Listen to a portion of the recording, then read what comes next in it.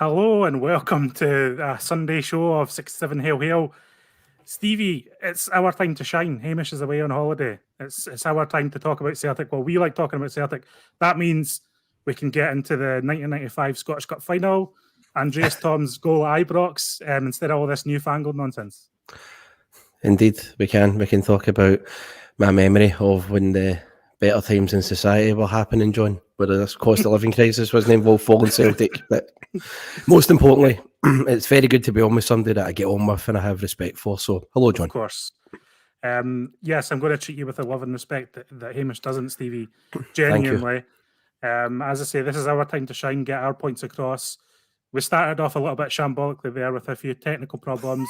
I've seen I'm already getting pelters in the chat for that, so we'll just push on and try and fire right into the Celtic chat. Luckily, Stevie, there's so much to talk about with Celtic right now. I know you've not been on the channel all summer. I think your last appearance was on Trophy Days, am I right? Or was it an awards show? The awards show with me, you and Hamish. So a lot's happened since then. How is your summer going and how are you feeling about Celtic in general right now? Summer's been crap because I'm still waiting on my passport coming through. Thank you to the wonderful British government for that one. And the weather's been rotten as well. So you see, it's funny, see when you're in Glasgow over the summer and you can't get away, you really do sort of get more scurred at the place, especially when Celtic aren't playing. But in the last couple of weeks, since Celtic has been drip feeding new content with the new gear and the new signings, and in general, when we're only a few days away from them kicking a ball again, John, I'm in a better mood these days. What kind of Celtic fan are you? Do you like the transfer rumours? Do you like all the chat? Do you like taking just a completely switching off from Celtic for a bit? What kind of fan are you? Ridiculously still obsessed over the summer. I'm talking about, after they did the award show and nothing was happening at Celtic Park, I was still up at Celtic Park going gig pod duties, doing the videos and trying to get as much sort of people still talking about what was happening as much as possible. That's just the way I am. I would never switch off for Celtic. In terms of like the rumours and all that, though, I don't go into forums and I don't go in to see, who like what level a transfer deal is and all that. I prefer to see when it's in the later stages. That's the type of fan I am there. I think it's just my age thing now, John. I'm turning into an old cranky guy when I can't be annoyed with the very difficult sort of parts of the process when it comes to a transfer deal at the start. I just like the finalising part of it. But yeah, in terms of switching off with Celtic, I generally just can't though. Yeah, I mean, I'm the same. I'm well in it. We're kind of on the eve of the proper pre-season, I would say. I know they've been back at Lennoxtown for a week. But a lot of the international players went there. Some of the new signings didn't join until Friday.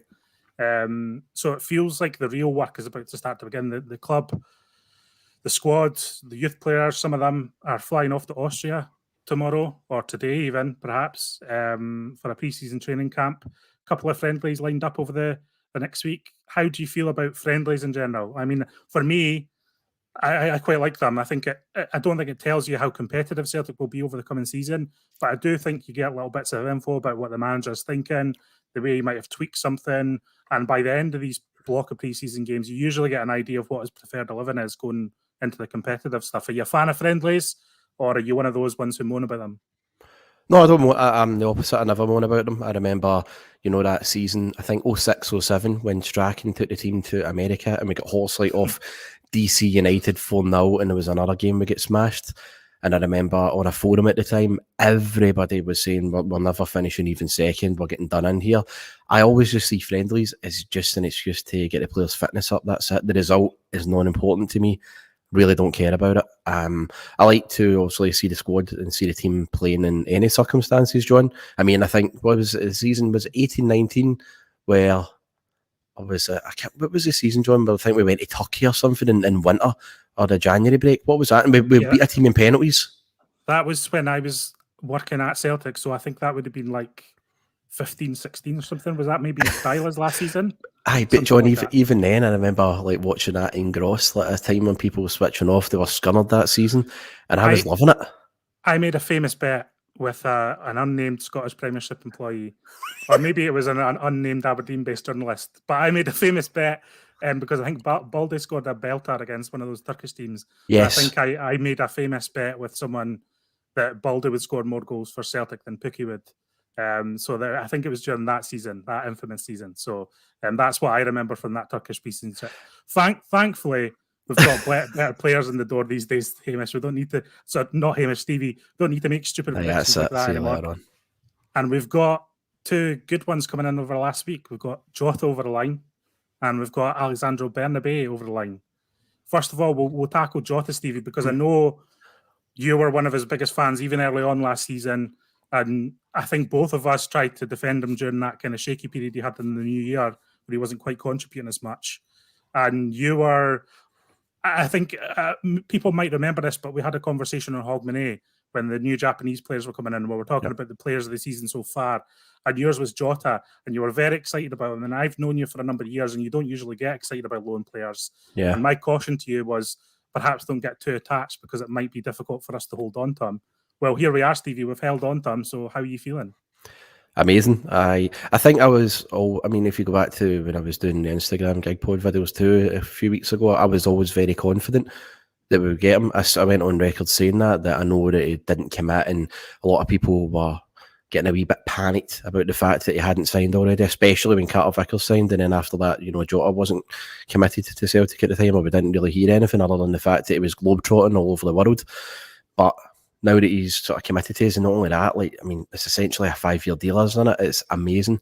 It's just such a boost for the club. I think the biggest thing, John, is the continuity, because I really felt we needed to get CCV and Jota in, not just because they're two brilliant players and they contributed so much for us last season, but I think the fact that the continuity within the team was massive. I reckon, the fact that they're winners as well, and also with Jota, it's always like, do you know how they always say in the second season syndrome that defenders or other players will know know what to expect from them now. I think it will work both ways. I think Jota will know what to expect from other players, and I think the fact that he'll have a pre-season with us, he'll get these friendlies out of the way, and then he'll go right into it against Aberdeen. It's going to be brilliant. He's going to get some reception for the fans. He's a real favourite, and I'm just really happy that we've got talented guys like this in on long-term deals to strengthen us and go forward with a lot of confidence. It was exciting on Friday. I know a lot of people expected it, so it didn't really come out of the blue. It was kind of more an expectation thing. But I do agree, I think the reception from the support was great. Celtic were good with all the media they're putting out too. They actually arranged a fan media press conference. Now, Hamish was away on holiday. I couldn't make it. Lewis Laird couldn't make it. David couldn't make it. So we sent Assam Rabani from the 67 Hail Hail channel that everyone knows and loves, one of our most popular contributors, apart from yourself, Stevie, of course. Would never deem to say that. But we sent Assam. Nice guy. He was very excited about going and got the chance to ask a question of Jota. Doesn't usually get these opportunities, and was delighted to. We're delighted to give him the opportunity, because I think you've said on many occasions, Stevie, that it's about giving as many supporters as an opportunity as possible to get along to these press conferences. So we managed to send Assam along, and we've got Jota's response to this question here. So I'll fire that up now. Hi Jota. Hello. To echo the previous comments, delighted that you've signed. I think Scottish football in general is a better place to have a player of your talents. Thank you. Thank you. Last season was obviously a transitional season for Celtic, getting a new manager, a lot of new players and new ideas. Now that we've had a season, with everyone getting used to each other, do you feel that we're much better equipped for European football next season? And are you excited that we would be able to compete at that level? Definitely, I'm really excited to compete on that level, and I think we created a strong basis last season with the guys we had, with all the lads, and this season it's just another season that we have to do better and better. We know that we are in a competition really strong, a really strong competition, and we just want to do our best. Now we just have to be together, to get along again, and just to fly. Just to fly, like that. That's what you're saying, Stevie. It's like about building on last season. Like, I don't see this second season as an issue. And there are a lot of detractors and critics saying Celtic they've not built on what was there last season. They've just kind of maintained what we have. But for me, that's kind of the point, is that we've got this group together. They've been improving and building together, and we don't want to break that up. And I think that Celtic are going to get even better. There were a couple of interesting comments from Jota in that fan media press conference about Yeah, sorry, 2-6. Someone's knocking my door. Yeah, cheers. That's very embarrassing. Someone just delivered something at the door, so I was knocking on the window there for all the live viewers. What? But my point is that this second season is a chance to build on what we had in the first season. It's not I don't think it's something where we've got to worry about regression. I think some of these players aren't even finished yet. And as I said, a couple of interesting comments from Jota there in terms of this is going to be his first full pre-season for a while at a club where he's there for the whole season. Joe Hart's been making similar comments than that too. So I feel like having a whole pre-season under Ange, you remember a lot of these players arrived at the end of the transfer window last summer, the very end of it. But a full pre-season under Ange with this group of players, I think, is going to be phenomenal for the progress and what we see from Celtic, hitting the ground from the off this year, where that didn't really happen last year.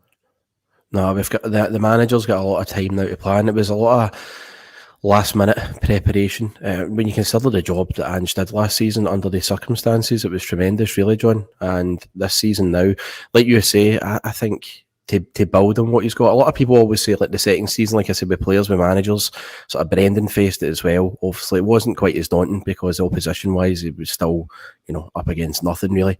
But even if you look at Brendan's second season compared to the first, he didn't maintain that invincible run, and there was a thumping off Hearts and some shocking performances in there. But ultimately, we still did win a treble. I think for Ange in this second season, it's going to be more exciting. Like, people aren't going to go into this one, John, thinking, it might not be as thrilling as what the debut season was and everything. People are massively up for it even more now. I think people are going to be way more excited this second season, seeing Ange what he can do with players, like Jota and CCV.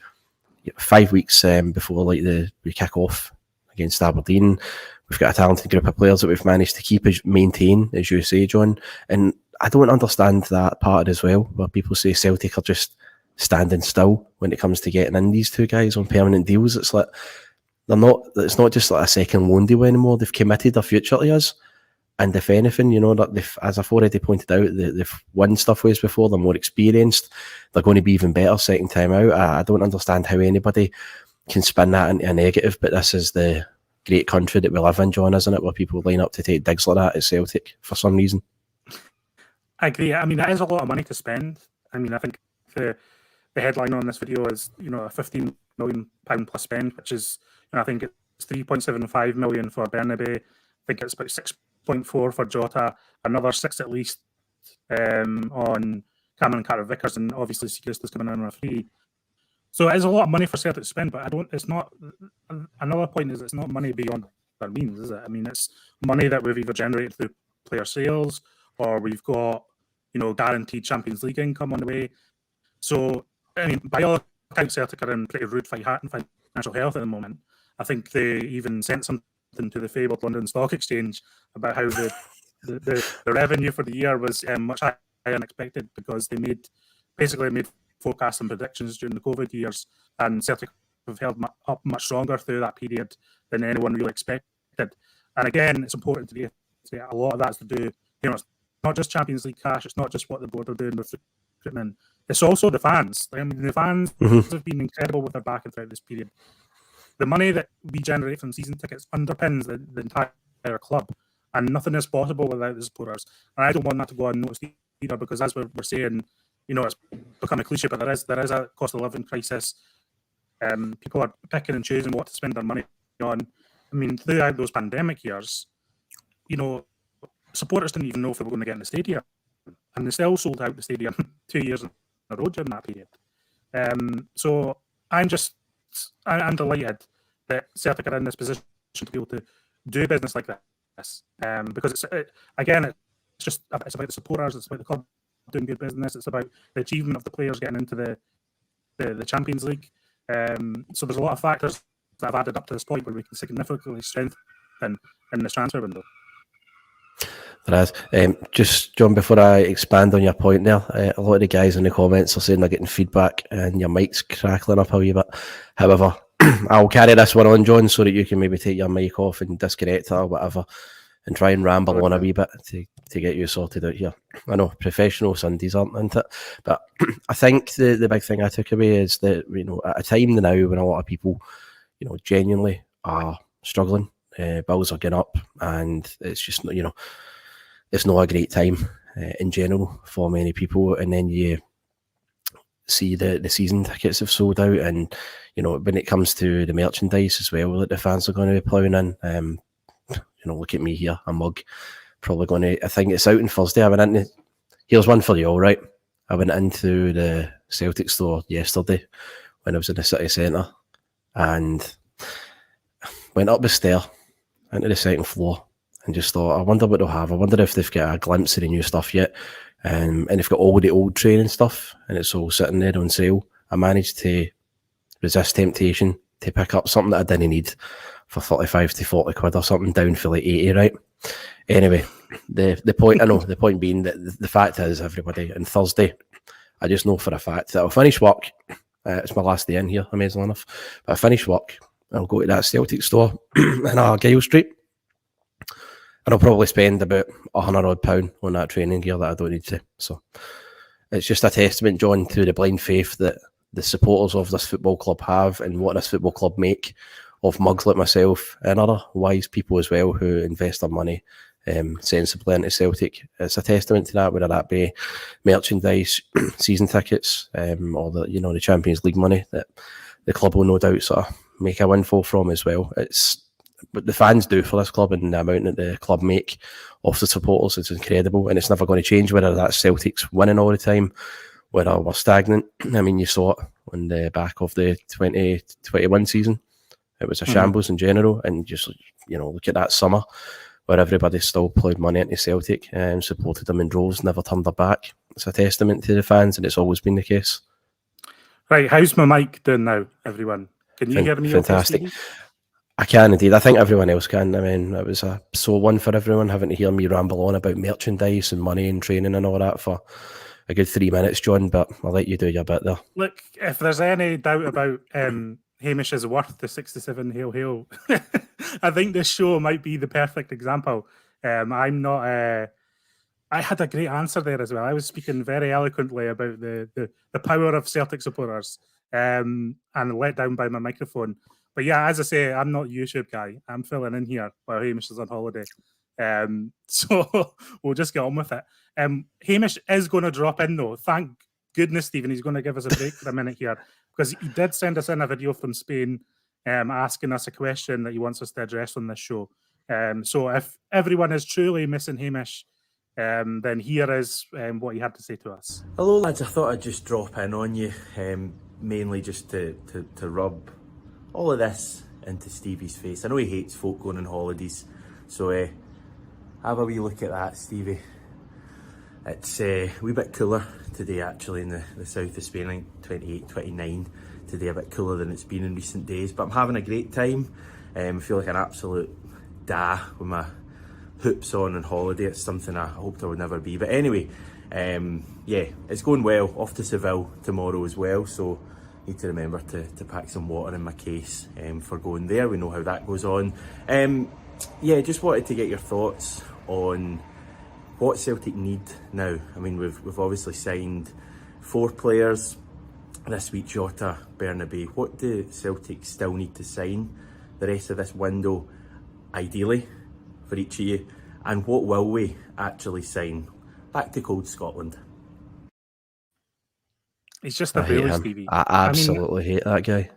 I mean, what does he think? Does he think this is his channel or something? I mean, for goodness sake. To address this point, seriously, as I say, we've signed those players that I mentioned just before that. And he's asking what we need going forward and what we will get going forward. For me, personally, I'm looking at still 3 positions that Celtic could strengthen and need to strengthen and probably will strengthen. And that's another centre-back, probably a left-sided one.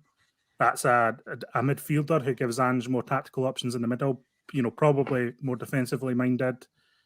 And another attacker and a forward. I don't think we can go into the season just with Kyogo and Giakoumakis there. I think we need a third option. I don't think Ajeti is someone that Ange really fancies.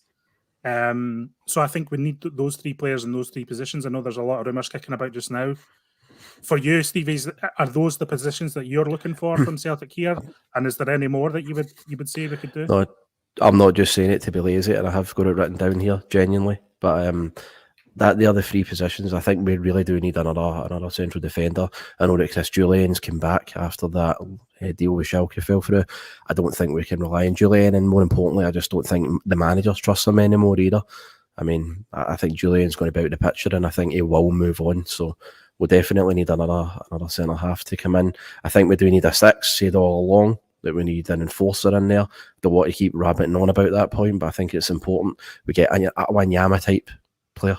Is exactly what this Celtic team needs, especially John, for going in Europe. We were so lightweight in the Europa League there last year, and we can't, we need a sort of steely presence, a powerful presence in the centre.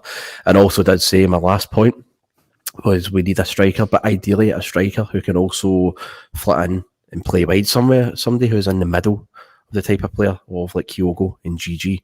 So they are the three ones that I've got noted down. But I also did note that I wonder how much the World Cup, because it's going to be in December this year, would that, John, my question to you is on this one, would that avoid, that big December run where we always have to stress out about, or we always are stressing out even about injuries and everything? Would that maybe omit that this season, do you reckon? And we don't need to, that maybe playing in the manager's thinking when it comes to strengthening? Yeah, I get what you mean on that. I just think that it's not about the December period, it just becomes about the rest of the season, basically. I think the way the World Cup falls, I remember looking at the schedule, and I genuinely think we've got a game every 3 or 4 days from the end of July until November, which is pretty ridiculous when you consider that 6 of them are the elite level. And then after we come back from the World Cup, I don't think it really lets up into the new year. So it just gets shifted to different points of the season. I mean, I think Celtic are probably going to be playing 60 games this season at least, which is a lot of games. So, I mean, the worst comes to the worst. I think Ajeti does need to be sold before we bring in another striker. I can't see the club loading up on a fourth striking option who is earning wages at that level. Now, Ajeti is probably not our highest earner or anything, but he's earning first team wages, is what I mean. Significant. Significant first team wages. So we're not just going to be, he was signed from West Ham, remember? So we're not just going to be loading up the squad when there is options there that Ange could use if things get into a tight spot. So it depends what we move out as well as that.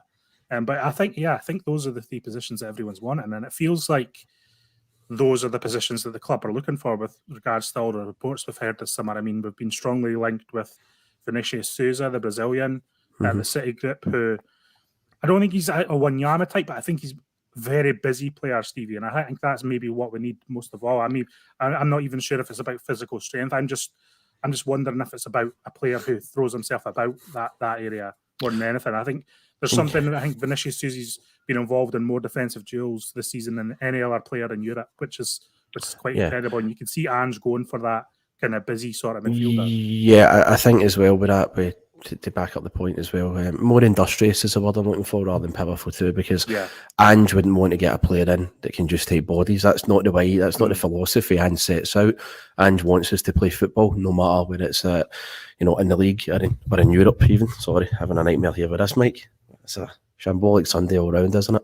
But no, I think Ange wants to get wants to still get in John players that are footballers at the end of the day. So that'll be the line of thinking when it comes to investing in these new signings. But we do definitely need more in 3 at least. What's your thoughts on like Siegrist coming in, Bernabé coming in terms of creating competition for the players who are already in those positions? Is Siegrist going to be the type of goalkeeper that can push Joe Hart? Bernabé, is he going to try and take that first choice spot away from Taylor? Do you see them as overtaking those players, or is it more about depth behind them? Oh no, for the money we spent on Bernabé, I don't think he's going to be. Put it this way, John, why would the manager want to buy in all players just to be backups as well? You don't strengthen a team by bringing in players to be worse than what you've got. You bring in players that are better than what you've got. I certainly think Bernabé is coming in to be a first choice, but at the same time, John, and Taylor will see that as yet again another challenge. It's something that can only push him on too. We've already seen with Greg Taylor the amount of left backs that have came in to challenge him, and Greg Taylor has always been the one that's been the last man standing there and made that position his own by the end of last season. I think Bernabei will naturally come in and be the first choice there, but I think it will push on Greg Taylor and it will motivate him, so it can all be good. In terms of Joe Hart, though, I really can't see Siegrist. I don't know. I don't want to be too dismissive, but I just can't see Siegrist pushing Joe Hart or anything. I just can't. I would love to be proved wrong, and I think if Siegrist is called upon, he'll do a good job for us. But I think realistically, I find it very hard to see him displacing Joe Hart at any point this season as a number one. What about you there? Yeah, I think I've got a sneaky suspicion that I've got a sneaky suspicion on Siegrist in that I think maybe next year, I think he's going to build towards being number one. I don't think he's going to become number one straight away. I don't think he's designed to do that. But I do think there's a kind of long-term aspiration there where he could maybe be the guy who maybe takes over from Hart one day. It all depends how he fits in, how he gets on with the squad and how he becomes, a character in that squad, which, Ange likes, as we know. So that'll be part of it. I think Bernabei definitely, is going to be splitting duties with Greg Taylor at least. Going to be very interesting when it comes to the Champions League games, who's in form at that moment to perform in that position. Because I think it's up for grabs between the both of them. And I think it'll be about who really gets, catches on fire in that first stage of the season. The good thing about me being host, Stevie, is that I like to bring in the comments of viewers more than Hamish, who treats our audience with disdain and shoots off to Spain in the middle of pre-season and just leaves them all in the lurch. So I'm going to bring in a few comments here, answer a few questions. Got one here from Ricey Boy 89. What's happening with Ajeti and Sorrow? So Ajeti's in training at Lennoxtown at the moment. He's been spotted in the videos with this week, so he is involved with the squad at the moment. There's a bit of chat whether he's working with the B team, etc. But he is working at Lennoxtown under the watchful eye of Ange at the moment. Not sure what's going on with him transfer-wise, but he is at least involved. Ismaila Soro, I don't think he's been spotted at Lennoxtown yet, so I'm not sure what's going on with him. I'm not sure whether he's been given more time off. I think we'll find out a lot more with regards to who's in Austria and who isn't. So that's one to watch. It's always worth seeing who is on the plane and who isn't. See if there's any. There's a lot of chat about Jordan Larson in the chat, Stevie. How are you feeling about Jordan Larson? I know he's not actually been formally linked with Celtic. There's no report indicating that Celtic are interested, so that's always worth keeping in mind. But he is a free agent now after leaving Spartak Moscow, and I believe is loan in Sweden. Are you into those rumours, or what's your thought on that situation? I think it will like to go back to me when it comes to these transfer rumours and all that you asked me at the start. I just generally roll my eyes at them until it gets to the the nitty gritty side of things. But I think he's a ridiculously talented player, and it'd be some signing. I just really can't see him at Celtic. I think not to sort of dismiss Celtic or not to dismiss us as a club whatsoever. I just think he probably sees himself at a higher level, not in Celtic as a club, but probably at a higher league. I think I agree as well. I think he would fit in perfectly to the style of play under Ange as well. He's a classy player. I just think for him, he probably sees himself playing in somewhere like England and the Bundesliga or Spain or something like that. So I don't think you'd see him at Celtic personally. There's Quinny agreeing with you, saying Jordan Larson won't come to Celtic. He 100% wants to be as close to a nailed-on starter as possible. And that's probably the logical and smart way of looking at it. I think, going into the season, Kyogo's our number one choice here. For me, and I know I had a bit of back and forth with this on Hamish towards the end of last season, but for me, Kyogo's our best striker and should be played whenever possible. I think he's the best player in Scotland, and I think he's even ahead of Giakoumakis in a lot of ways. So I would hope that Kyogo can stay fit in the early stage of the season, especially for that Champions League. I think we need someone with his quality of movement in there. So we'll see from that. And another few comments here. No, that was Carl Starfelt one from Connor. I know. Cheers from Wisconsin. Hello there over in America. Ange is a man of intentionality. He signs with his plans in mind, never seeking to sign second best or sign based on sentiment. He's looking for quality of play and personality. And hopefully we see that with the signings that have come in. Bernabé's, he's only 21, Stevie, but he looks to have a bit about him in terms of a bit of character, a bit of swagger about him. That's what we need. It does, definitely. And you know, it's quite interesting with Bernabé as well. When you look at, I think overall, in his career, he said, like, from his position at left back, he said 10 assists. And I know that there's been seasons where he's only, had 1 or something, or 2 at most. And what I've learned there is obviously it doesn't tell the whole story of a player as well. When you look at like JJ last season, and then you look at Ralston with his 9 assists, and JJ in all competitions for Celtic only had 3. But then you look at the comparisons between the players. Like JJ is just a way up here. He's probably one of the most important players we've got. So yeah, I'm looking forward to seeing what Bernabé can do. And I don't, look too much into what he's done before. It's what he does at Celtic that counts, and I think he'll fit in very well with the style of football that we play, John. So coming up, we've got a friendly against SC Wiener Victoria on Wednesday. We're going to have a live post-match for that. And then I believe we play Rapid Vienna next weekend. That's a kind of Austria leg of this next part. And then we've got Baník Ostrava in the Czech Republic in the following midweek. So the team are away. We're going to get to see them in action. We'll probably get to see Bernabé play. I wouldn't expect to see any of the international players play. They'll probably get a week in training first before they kind of ramp up their match preparation. So a good opportunity for a few youngsters, Stevie, a few kind of fringe players to kind of set their stall out in this initial Austrian period. No, it is. And again, John, it's about taking your chance and taking the opportunity. I mean, look at, if going back to like Ralston, when it came to last pre-season and the way he was thrown in, took his chance so well. So there's no reason, if you've got the right attitude in that, and you'll pick up on it, and there's every chance that the young players can set their stall out and get a chance in the team this season as well. Joe Hamilton says, I live in Austria and haven't seen the tick for over 30 years. Wednesday will change that. That's amazing. I can't wait to see Ange on the touchline. I mean, we can be cynical about pre-season and these matches, but the fact is that there are lots of different Celtic supporters in different situations, and that could be the night of Joe Hamilton's year. So I hope you enjoy that one, Joe. I'm looking forward to the game. The game on Wednesday is at 5:30 UK time, 6:30 in Austria.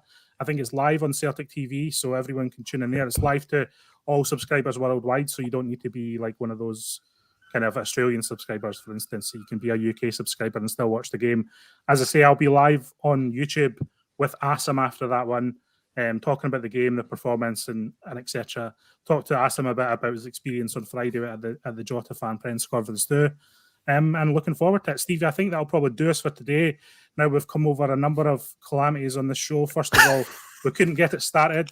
Then my mic was playing up. Then a delivery guy knocked on my window. Then your mic fell over. It's all gone pretty smoothly. John, listen, this is pre-season for 6 to 7 hail as well. Just like the team, you get all the mistakes and you get all the garbage antics out the window. We're not 100%. It's always pre-match fitness for us as well, John. But by the time the Aberdeen game comes across, we'll be ready for it. Hamish will be doing post video analysis in Spain and absolutely spitting. So we'll have to catch up with him in the debrief. And hopefully I'll be allowed back on Wednesday. Let's put it that way. I will. No comment there. Right, Stevie, where can we find you? You're on GigPod this year with John Reid, I believe. Someone in the chat was asking for John Reid. How's he getting on these days? Really, really? I don't know how bad their life is if they're asking about John Reid, but he's fine. He's as boring as ever, and is still wearing ridiculous shirts. So that's how John Reid is. But he will be a stalwart on GigPod this season. There's going to be some changes to GigPod, and I'll be probably talking about that later on. I've got one tonight to do. Nice. We're going to finish off the A to Z, but yep, with GigPod, there will be a few changes this year. We're adding a new face, and believe it or not, I'm going to be on it way less this season, and John Reid is going to be on it way more. So there we go, something for everyone to look forward to GigPod wise. Well, everyone knows where to find GigPod at this stage. Search for it in your favourite podcast supplier. Search for it on social media. I believe Instagram's the place to be for you, Stevie, with regards to GigPod these days. So keep up for updates there. Are you still doing the videos? Are you giving that a buy? No, I'll be ramping up the videos as the season goes and all that, when doing stuff for yourselves too. So loads of video stuff to come. thank you for joining me today through this hellish half an hour period that I've just gone through professionally. And we'll get through it together. As I say, if Hamish lets me back on Wednesday, I'll be live on with Hassan after the game, and we'll catch you then. Thank you, everyone, for joining us today. I know there's not been a ton of Celtic news over the weekend after the Jota thing, so it's good to see people still very engaged in the channel and look forward to what we have to say. And I'll see you on Wednesday. Goodbye.